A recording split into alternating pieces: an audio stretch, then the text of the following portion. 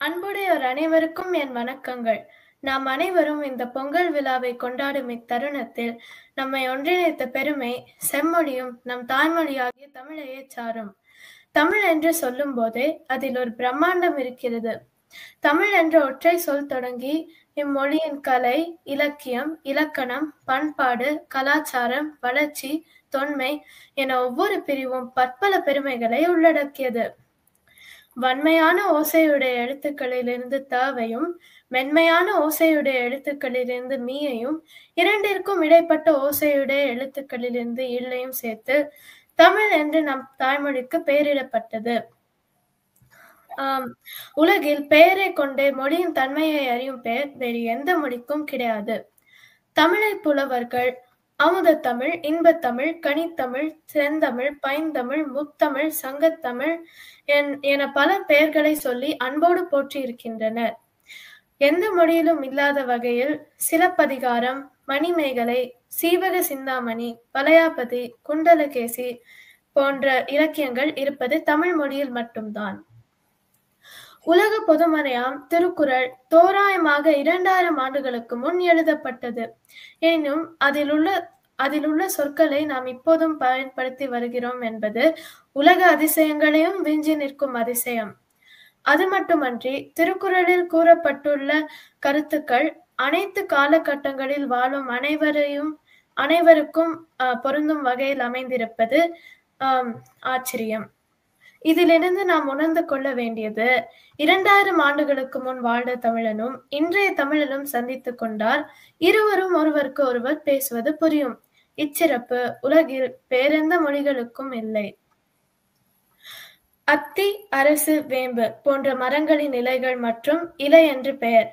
அகத்தி, வல்லாரை, முருங்கை இவற்றின் இலைகள் கீரை என்கின்றது. அருகு, கோரை முதலியவைகளின் இலைகள் புல் எண்ணப்படுகிறது. நெல், வரகு இவற்றின் இலைகள் தாள் ஆகும்.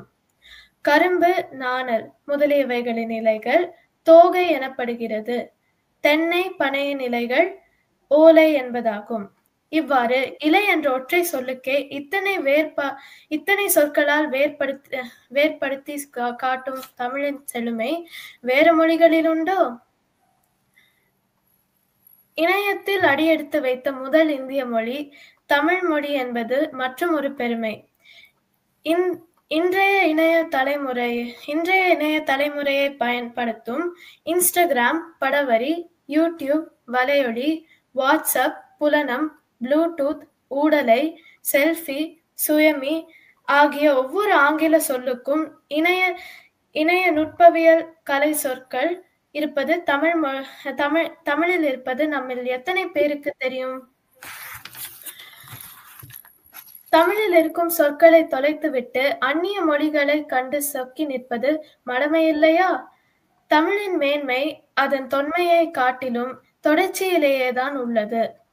இவ்வளவு பெருமைகளை உள்ளடக்கிய நம் தாய்மொழியின் முக்கியத்துவம் ஏன் குறைந்து வருவது என்றால், வேற்று மொழிகளுக்கு நாம் கொடுக்கும் முக்கியத்துவமும் ஆங்கிலம் போன்ற பிற மொழிகளே சிறந்தது என்று பலரின் எண்ணமும் தான். அதனால் பிற மொழிகளை கற்பதில் இருக்கும் ஆர்வத்தோடு தமிழையும் கற்றிட வேண்டும். தமிழ் மொழிதான் தமிழனுக்கு முகவரியாகவும் சமூக அடையாளமாகவும் விளங்குகிறது. தமிழை இனி நாம் தினமும் கொண்டாடுவோம். தமிழ் மொழியின் பெருமைகளை தொடர செய்வது நம் ஒவ்வொரு தமிழனுக்கும் உள்ள கடமையாகும். வாழ்க தமிழ், வளர்க தமிழ். நன்றி, வணக்கம்.